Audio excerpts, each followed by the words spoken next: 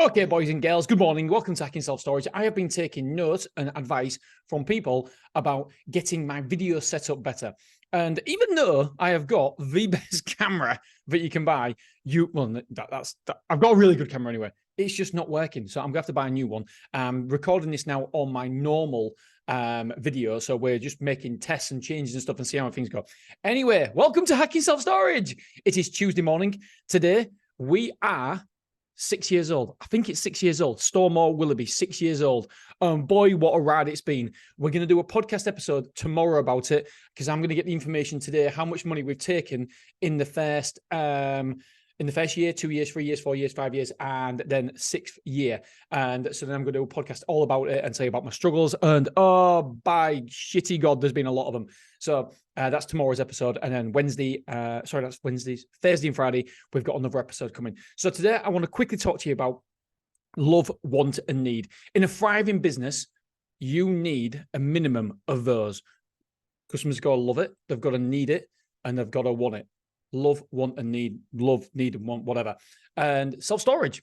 Self-storage has these in abundance. When I first heard this, I thought, well, people don't love self-storage. Of course not. Why would people love self-storage? Why would people love to get the stuff that they've got and put it somewhere and pay for it? No. I was thinking about that completely wrong. So I sat down with a bit of paper and I was in my coffee shop. Not my coffee shop, but a coffee shop I go into work. I love it. It's great. I just watched the world go by. It's in Flemingate in Beverley. I watch everyone go by. I watch all the students go by. It is wonderful. It's just my guilty pleasure on a Monday. Right, so let me explain. Love. Let's start with love. We'll go through all three of these. So remember, a successful, thriving business needs to have two of these: love, want, and need. But I think storage has got all of them. And self-storage has got many positives, many positives. The recurring income, etc. And the fact that someone needs to do something, actively do something to get your goods out, to stop paying. There's so many psychological traits that mean self-storage is going to be a long-term win. Anyway, love. What do customers love about self-storage? Customers love the freedom storage gives. They love the clutter-free space. They also love the convenience. So I've got a self-storage myself now.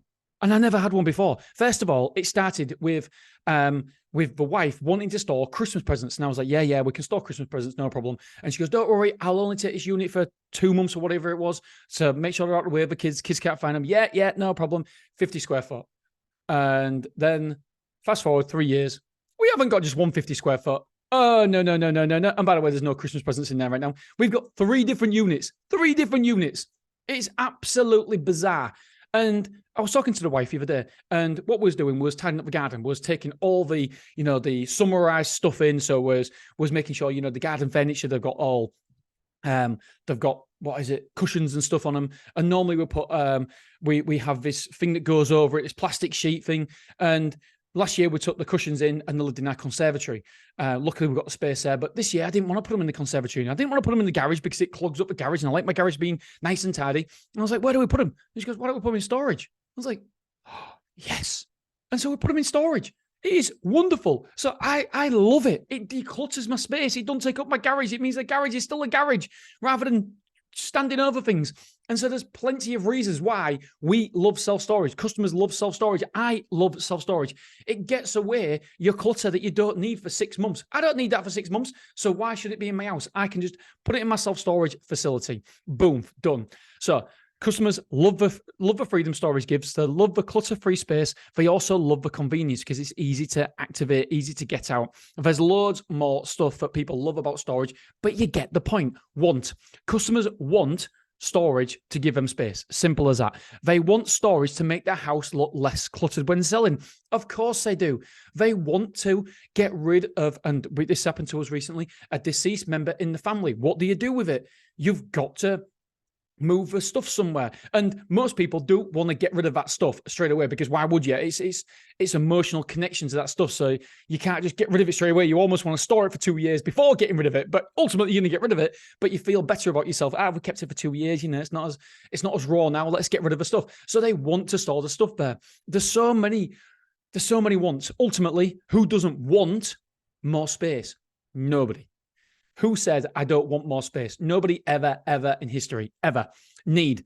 There are multiple reasons why people need storage: death in the family, and they need to clear their home, moving house, overflow, decorating the house, extensions. The list is nearly endless. Ultimately, self-storage ticks the love. It ticks the want. It ticks the need business model.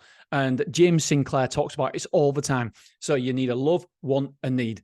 And self-storage ticks all of them. So good, thriving businesses need at least two of them. So if you're looking at business, if you're looking at what you do and how you do things, if you're not, because I know we get a lot of listeners who aren't in self-storage yet, who want to be, but just take a look at any potential business idea, business opportunities. Is there a love, want, and need? Because I'm not saying it's a Death Star if you don't have these three, but it certainly helps. It without doubt helps if you have a love, want, and need. Okay, my friends, do not forget to subscribe to my newsletter. I have been having some awesome feedback. I spent a long time designing and the self-storage tips. I did a lot of time researching these this week, and I think you'll love them. So mrselfstorage.com, go over there, sign up. It'll mean the absolute well to me. Really, really love it. The fact we've got so many subscribers now. So thank you so much. All right, my friends, I love you. I appreciate you, and I'll see you tomorrow.